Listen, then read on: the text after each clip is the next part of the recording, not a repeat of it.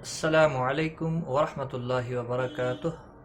Learn قرآن live channel پر ہم آپ کو خوش آمدید کرتے ہیں۔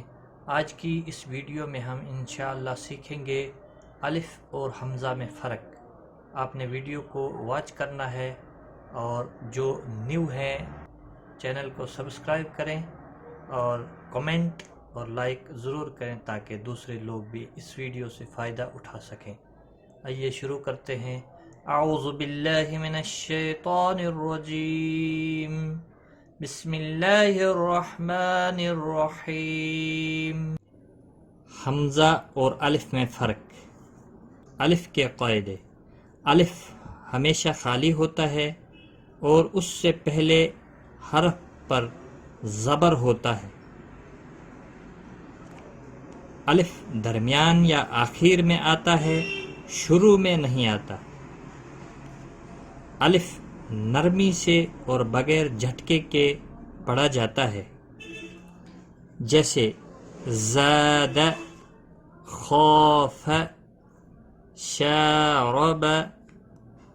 حمزہ کے قاعدے: جو الف خالی نہ ہو وہ حمزہ ہے، یعنی جس الف پر زبر، زیر، پیش، دو زبر، دو زیر، دو پیش یا جزم ہو اسے حمزہ کہتے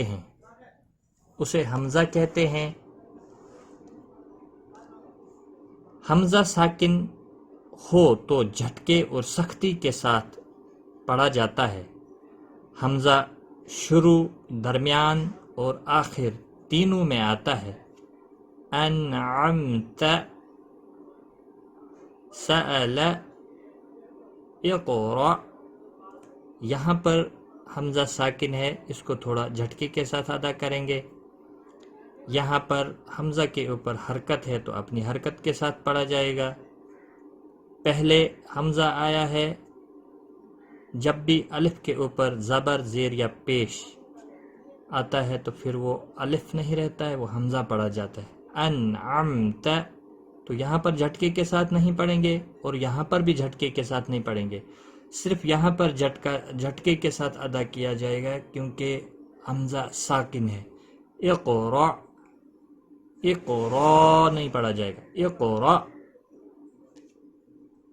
الف اور حمزہ: الف جب بھی خالی ہوتا ہے تو اس کے پچھلے حرف کے اوپر جب زبر ہوتی ہے تو الف مدہ بھی کہلاتا ہے۔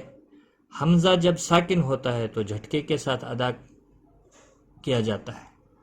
آج کی اس ویڈیو میں بس اتنا ہی۔ اپنا خیال رکھیں، دعاؤں میں یاد رکھنا۔